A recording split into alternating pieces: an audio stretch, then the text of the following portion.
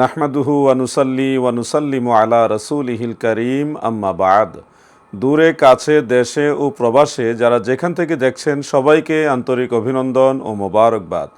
প্রিয় দর্শক, আজকে আলোচনা করব গায়েবানা জানাজা সম্পর্কে। ইদানিং লক্ষ্য করছি আমাদের দেশে কিছু অতি উৎসাহী লোক রাস্তাঘাটে যখন তখন রোডের উপরে দাঁড়িয়ে গায়েবানা জানাজা পড়তেছে। তো ইসলামী শরিয়ার দৃষ্টিতে এই গায়েবানা জানাজার কতটুকু ভিত্তি রয়েছে? যারা এই ধরনের নামাজ পড়ে বেড়াচ্ছেন তাদের দলিল হলো যে রাসূল করিম সাল্লাল্লাহু আলাইহি ওয়াসাল্লাম বাদশাহ নাজ্জাশীর জানাজা পড়েছেন, তখন নবীজির সামনে তার লাশ উপস্থিত ছিল না, দূরদেশে থাকা অবস্থাতেই প্রিয় নবীজি জানাজা পড়েছেন। এটা হলো তাদের দলিল। কিন্তু আমি সেই ভাইদেরকে লক্ষ্য করে বলবো, বাদশাহ নাজ্জাশীর জানাজা যখন রাসূল করিম সাল্লাল্লাহু আলাইহি সাল্লাম পড়েন, তখন তিনার লাশ বা তিনার লাশের খাটিয়া রাসূল পাক সাল্লাল্লাহু আলাইহি সাল্লামের সামনেই ছিল।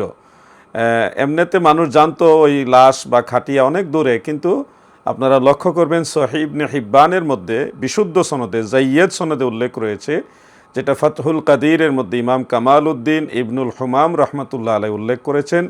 সেখানে পরিষ্কার উল্লেখ, রাবি বর্ণনা করেছেন হজরতে ইমরান ইবনু হুসাইন রাদিয়াল্লাহু আনহু বলেন, ওহুম লা ইয়াজুন্নুনা ইল্লা আন্না জানাজাতাহু বাইনা ইয়াদাইহি সাল্লাল্লাহু আলাইহি ওয়াসাল্লাম। অর্থাৎ বাদশাহ নাজ্জাশীর জানাজার যে খাটিয়া, এটা ছিল রাসূল পাকের সামনে উপস্থিত। অর্থাৎ ওই জানাজাটা গায়েবানা জানাজা ছিল না, বরং জানাজার খাটিয়া প্রিয় নবীজির সামনেই ছিল। এছাড়াও তাবারানির মুজামুল কাবীরে ইমাম তাবারানি রহমতুল্লাহ আলাইহি আরেকটা রিওয়ায়াত বর্ণনা করেছেন।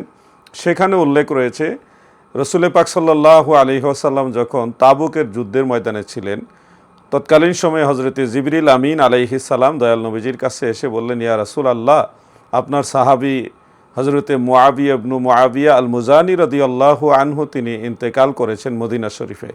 আপনি চাইলে আমি তিনার লাশ আপনার সামনে তুলে ধরব, আপনি সেই ব্যক্তির জানাজা পড়তে পারেন। প্রিয় নবীজি বললেন, হ্যাঁ, আমি তাবুক থেকে ওনার জানাজা পড়তে চাই।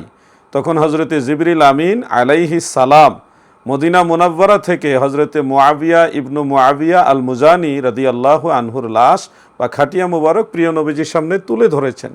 একেবারে স্পষ্ট তাবারানিতে উল্লেখ রয়েছে,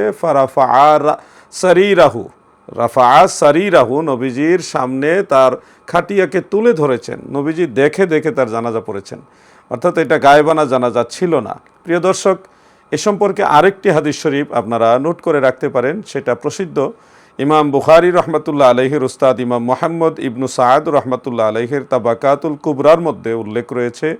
এছাড়া বদরুদ্দিন আইনি উমদাতুল কারির মধ্যে, ফাতহুল কাদিরের মধ্যে ইমাম ইবনুল হুমাম রহমতুল্লাহ আলাই মিরকাতুল মাফাতিহ শরহে মিশকাতুল মাসাবিহ, সেই কিতাব ইমাম মুল্লা আলী কারি হানাফি রহমতুল্লাহ আলাই সহ আরও অনেক কিতাবে হাদিস শরীফটা উল্লেখ রয়েছে যে যখন মুতার যুদ্ধ সংগঠিত হয় সামদেশে, তখন মদিনা মুনাব্বারায় মসজিদে নববীর মিম্বর শরীফে দাঁড়িয়ে ওই যুদ্ধের ময়দানে কারা কারা শহীদ হচ্ছেন তার সংবাদ প্রিয় নবীজি সাল্লাল্লাহু আলাইহি সাল্লাম দিচ্ছিলেন।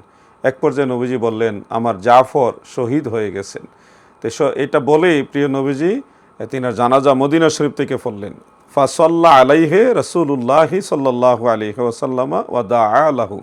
প্রিয় নবীজি তার জানাজা পড়লেন, এরপরে আবার দোয়া করলেন। এই যে জানাজাটা পড়লেন, যুদ্ধ বা হযরত জাফর রাদিয়াল্লাহু আনহু শাহাদাত বরণ করেছেন সেই সামদেশে মুতার ময়দানে, আর নবীজি জানাজা পড়ছেন মদিনা শরীফ থেকে। এই অবস্থায় এটা কি গায়েবানা জানাজা হবে নাকি দৃশ্যমান জানাজা হবে? সেটার ব্যাখ্যা ওই হাদিস শরীফের মধ্যে উল্লেখ।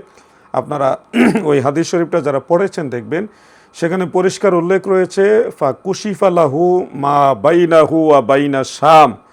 নবী পাক সাল্লাল্লাহু আলাইহি ওয়াসাল্লাম এবং শাম দেশের মাঝে যে দূরত্বের পর্দা, এটা আল্লাহ তাআলা তুলে দিয়েছেন। ফলে মদিনা শরীফ থেকে দেখে দেখেই, আমার নবীজি দেখে দেখে, ফাহুয়া ইয়ানজুরু ইলা মারাকাতিহিম, নবীজি হযরত জাফর রাদিয়াল্লাহু আনহুর জেসে মুবারক খাটিয়া মুবারক দেখে দেখে জানাজা আদায় করেছেন।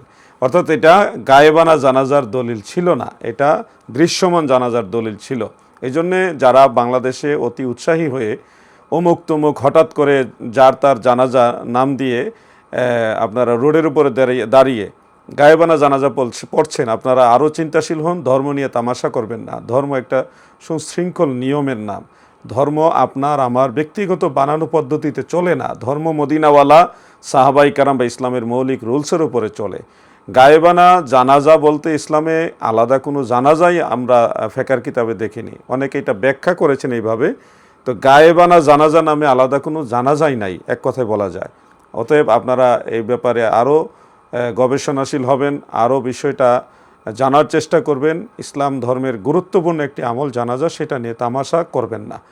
আল্লাহ তাআলা আমাদের সবাইকে এই জানাজার ব্যাপারে আরও যত্নশীল হওয়ার তৌফিক দান করুন, আমিন। আসসালামু আলাইকুম ওয়া রাহমাতুল্লাহি ওয়া বারাকাতুহু।